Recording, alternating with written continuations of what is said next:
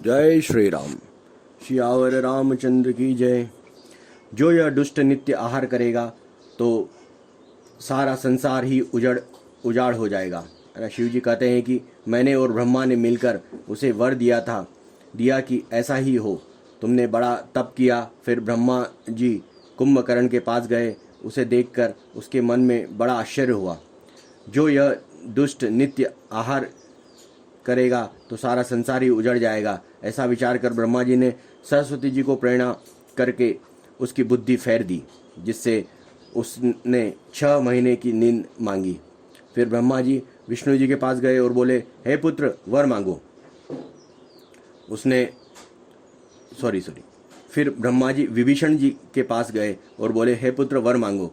उसने भगवान से चरण कमलों में निर्मल, निष्काम और अनन्य प्रेम मांगा। उसको वर देकर ब्रह्मा जी चल गए और वे तीनों भाई हर्षित होकर अपने घर लौट आए। मैं दानव की मंदोदरी नाम की कन्या परम सुंदरी और स्त्रियों में शिरोमणि थी। मैंने उसे लाकर रावण को दिया। उसने जान लिया कि यह राक्षसों का राजा होगा। अच्छी स्त्री पाकर रावण प्रसन्न हुआ और फिर उसने जाकर दोनों भाइयों का विवाह कर दिया। समुद्र के बीच में त्रिकुट नामक पर्वत पर ब्रह्मा का बनाया हुआ एक बड़ा भारी किला था। महान मायावी और निपुण कारीगर मय दानव ने उसको फिर से सजा दिया। उसमें मणियों में जड़ी हुई सोने की अनगिनत महल थे। जैसी नागकुल में रहने की पाताल लोक में भोगावतीपुरी है और इंद्र के रहने की स्वर्गलोक में अमरावतीपुरी है, उनसे भी अधिक सुंदर और बाका वह दुर्ग था। जगत में उसका नाम लंका प्रसिद्ध हुआ। उसे चारों ओर से समुद्र के अत्यंत गहरी खाई घेरे हुए है। उस दुर्ग में मणियों से जड़ा हुआ सोने का मजबूत परकोटा है, जिसकी कारीगरी का वर्णन नहीं किया जा सकता। भगवान की प्रेरणा से जिस कल्प में जो राक्षसों का राजा रावण होता है, वह सूर प्रतापी और अतुल्य बलवान अपनी सेना सहित उस पुरी में बसता है। पहले वहाँ बड़े बड़े योद्धा राक्षस रहते थे। देवताओं ने उन सबको युद्ध में मार डाला। अब इंद्र की प्रेरणा से वहाँ कुबेर के 1 करोड़ रक्षक यश लोग रहते हैं। रावण को कहीं ऐसी खबर मिली, तब उसने सेना सजाकर किले को जा घेरा। उस बड़े विकट योद्धा और उसकी बड़ी सेना को देखकर यक्ष अपने प्राण लेकर भाग गए। तब रावण ने घूम फिर कर सारा नगर देखा। उसकी स्थान संबंधी चिंता मिट गई और उसे बहुत ही सुख हुआ।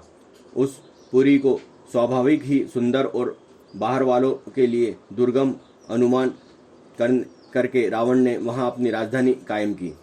योग्यता के अनुसार घरों को बांटकर रावण ने सब राक्षसों को सुखी किया।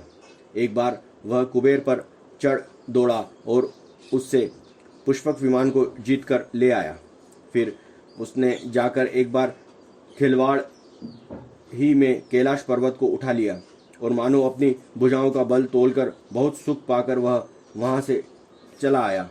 सुख, संपत्ति, पुत्र, सेना, सहायक, जय, प्रताप, बल, बुद्धि और बड़ाई, ये सब उसके नित्य नए वैसे ही बढ़ते जाते जैसे प्रत्येक लाभ पर लोभ बढ़ता है। अत्यंत बलवान कुंभकर्ण सा उसका भाई था, जिसके जोड़ का योद्धा जगत में पैदा ही नहीं हुआ। वह मदिरा पीकर 6 महीने सोया करता था। उसके जागते ही तीनों लोक में तहलका मच जाता था। यदि वह प्रतिदिन भोजन करता तब तो संपूर्ण विश्व शीघ्र ही चौपट खाली हो जाता। रणधीर ऐसा था कि जिसका वर्णन नहीं किया जा सकता। लंका में उसके ऐसा असंख्य बलवान वीर थे। मेघनाद रावण का बड़ा लड़का था, जिसका जगत में योद्धा होने पहला नंबर था। रण में कोई भी उसका सामना नहीं कर सकता था। स्वर्ग में तो उसके भय से नित्य भगदड़ मची रहती थी। इसके अतिरिक्त दुर्मुख, अकंपन, वज्रदंत, धूमकेतु और अतिकाय आदि ऐसे अनेक योद्धा थे जो अकेले ही सारे जगत को जीत सकते थे। सभी राक्षस मनमाना रूप बना ले सकते थे और आसुरी माया जानते थे। उनके दया धर्म स्वप्न में भी नहीं था। एक बार सभा में बैठे हुए रावण ने अपनी अगणित परिवार को देखा। पुत्र पौत्र कुटुंब और सेवक ढेर के ढेर थे। सारी राक्षसों की जातियों को तो गिन ही कौन सकता था।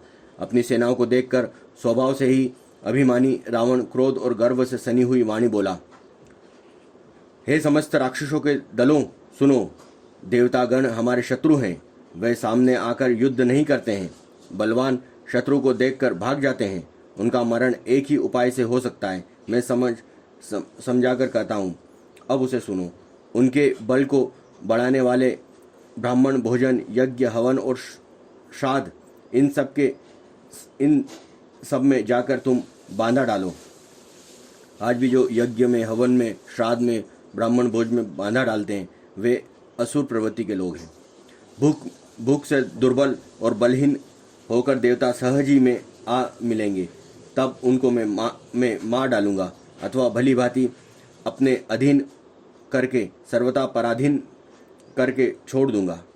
फिर उसमें मेघनाथ को बुलाकर और सिखा पढ़ाकर उसके बल और देवताओं के प्रति वैर भाव को उत्तेजना दी। फिर कहा, हे पुत्र, जो देवता रण में धीर और बलवान हैं और जिन्हें लड़ने का अधिक अभिमान है, उन्हें युद्ध में जीतकर बांध लाना। बेटे ने उठकर पिताजी की आज्ञा को शिरोधार्य किया। इसी तरह उसने सबको आज्ञा दी और आप भी हाथ में गदा लेकर चल दिया। रावण के चलने से पृथ्वी डगमगाने लगी और उसकी गर्जना से देवरमणीय के गर्भ गिरने लगे। रावण को क्रोध सहित आते हुए सुनकर देवताओं ने सुमेरु पर्वत की गुफा तकी भागकर सुमेरु की गुफाओं का आश्रय लिया। दिक्पालों के सारे सुंदर लोगों को रावण ने सुना पाया।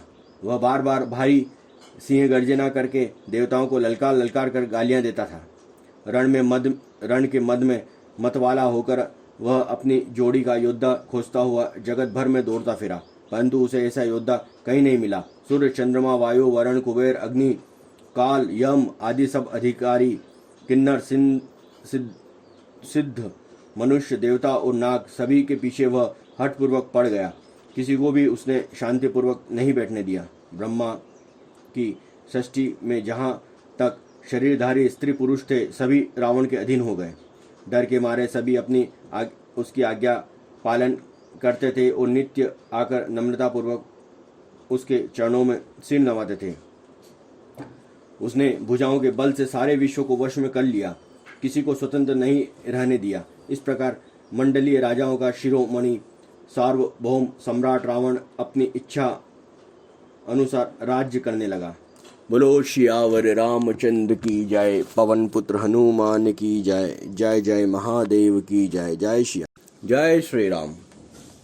देवता, यक्ष, गंधर्व, मनुष्य, किन्नर और नागों की कन्या तथा बहुत सी अन्य सुंदरी और उत्तम स्त्रियों को उसने अपनी भुजा के बल से जीतकर ब्याह लिया। मेघनाथ से उसने जो कुछ कहा उसे उसने मेघनाद ने मानो पहले ही कर रखा था, अर्थात रावण के कहने भर की देर थी। उसने आज्ञा पालन में तनिक भी देर नहीं की। जिनको रावण ने मेघनाद से पहले ही आज्ञा दे रखी थी, उन्होंने तो करतूते की, उन्हें सुनो। सब राक्षसों के समूह देखने में बड़े भयानक, पापी और देवताओं को दुख देने वाले थे। वे असुरों के समूह उपद्रव करते थे और माया से अनेकों प्रकार के रूप धरते थे। जिस प्रकार धर्म की जड़ कटे, वे वही सब वैद विरुद्ध काम करते थे। जिस स्थान में वे गौ और ब्राह्मणों को पाते थे, उसी नगरी, गांव और पूर्व में आग लगा देते थे। उनके डर से कहीं भी शुभ आचरण, ब्राह्मण भोज, यज्ञ, श्राद्ध आदि नहीं होते थे। देवता, ब्राह्मण और गुरु को कोई नहीं मानता था। न हरिभक्ति थी, न यज्ञ, तप और ज्ञान था। वेद और पुराण तो स्वप्न में भी सुनने को नहीं मिलते थे। जब योग, वैराग्य, तप तथा यज्ञ में देवताओं के भाग पाने की बात रावण कई कानों से सुन पाता था, तो उसे समय स्वयं उठ दौड़ता था, कुछ भी रहने नहीं पाता था। वह सबको पकड़कर विध्वंस कर डालता था। संसार में ऐसा भ्रष्ट आचरण फैल गया कि धर्म तो कानों में भी सुनने में नहीं आता था। जो कोई वेद और पुराण कहता था उसको बहुत तरह से त्रास देता और देश से निकाल देता था। राक्षस लोग जो घोर अत्याचार करते थे उनका वर्णन नहीं किया जा सकता है। हिंसा पर भी ही उनकी प्रीति है और उनके पापों का क्या ठिकाना। छठा विश्राम। श्री रामचंद्र भगवान की जय। पराये धन और पराये स्त्री पर मन चलाने वाले दुष्ट चोर और जुआरी बहुत बढ़ गए। लोग माता पिता और देवताओं को नहीं मानते थे और साधुओं की सेवा करना तो दूर रहो, उल्टे उनसे सेवा कराते थे। श्री शिव जी कहते हैं कि हे भवानी, जिनके ऐसे आचरण हैं उन सब प्राणियों को राक्षसी समझना। इस प्रकार धर्म के प्रति लोगों की अतिशय ग्लानि, अरुचि, अनास्था देखकर पृथ्वी अत्यंत भयभीत और व्याकुल हो गई। वह सोचने लगी कि पर्वतों, नदियों और समुद्रों का बोझ मुझे इतना भारी नहीं जान पड़ता है जितना भारी मुझे एक परद्रोही दूसरों का अनिष्ट करने वाले लगता है। पृथ्वी सारे धर्मों को विपरीत देख रही है, पर रावण से भयभीत हुए वह कुछ बोल नहीं सकती। अंत में हृदय में सोच विचार गौ का रूप धारण कर धरती वहां गई जहां सब देवता और मुनि छिपे थे। पृथ्वी ने रोकर सब उनको अपना दुख सुनाया, पर किसी से कुछ काम न बना। तब देवता, मुनि और गंधर्व सब मिलकर ब्रह्मा जी के लोक सत्यलोक को गए। भय और शोक से उन्हें अत्यंत व्याकुल और बेचारी पृथ्वी भी गौ का शरीर धारण किए हुए उनके साथ थी। ब्रह्मा जी सब जान गए। उन्होंने मन में अनुमान किया कि इसमें मेरा कुछ भी वश नहीं चलेगा। जब उन्होंने पृथ्वी से कहा कि जिसकी तू दासी है वही अविनाशी हमारा और तुम्हारा दोनों का सहायक है। ब्रह्मा जी ने कहा, हे धरती, मन में धीरज धारण करके श्री हरि के चरणों का स्मरण करो। प्रभु अपने दासों की पीड़ा को जानते हैं और वे तुम्हारी कठिन विपत्ति का नाश करेंगे। सब देवता बैठकर विचार करने लगे कि प्रभु को कहाँ पावे ताकि उनके सामने पुकार फरियाद करें। कोई वैकुंठपुरी जाने को कहता था तो कोई कहता था कि वही प्रभु क्षीर समुद्र में निवास करते हैं। जिनके हृदय में जैसी भक्ति और प्रीति होती है, प्रभु वहाँ उनके लिए सदा उसी रीति में प्रकट होते हैं। हे पार्वती, उस समाज में भी था अवसर पाकर मैंने एक बात कही।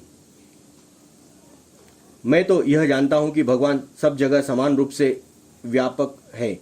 प्रेम से वे प्रकट हो जाते हैं। देश, काल, दिशा, विदिशा में बताओ ऐसी जगह कहाँ है जहाँ प्रभु न हो। वे चराचर में व्याप्त होते हुए भी सबसे रहित हैं और विरक्त हैं। उनकी कहीं आसक्ति नहीं है। वे प्रेम से प्रकट होते हैं जैसे अग्नि अव्यक्त रूप में सर्वत्र व्याप्त है, परंतु जहाँ उनके लिए अरण्य मंथनादि साधन किए जाते हैं वहाँ वह प्रकट होते हैं। इस प्रकार सर्वत्र व्याप्त भगवान की प्रेम से प्रकट होते हैं। मेरी बात सबको प्रिय लगी। ब्रह्मा जी ने साधु साधु कहकर बड़ाई की है। मेरी बात सुनकर ब्रह्मा जी के मन में बड़ा हर्ष हुआ। उनका तन पुलकित हो गया और नेत्रों में प्रेम के आंसू बहने लगे। तब वे धीर बुद्धि ब्रह्मा जी सावधान होकर हाथ जोड़कर स्तुति करने लगे।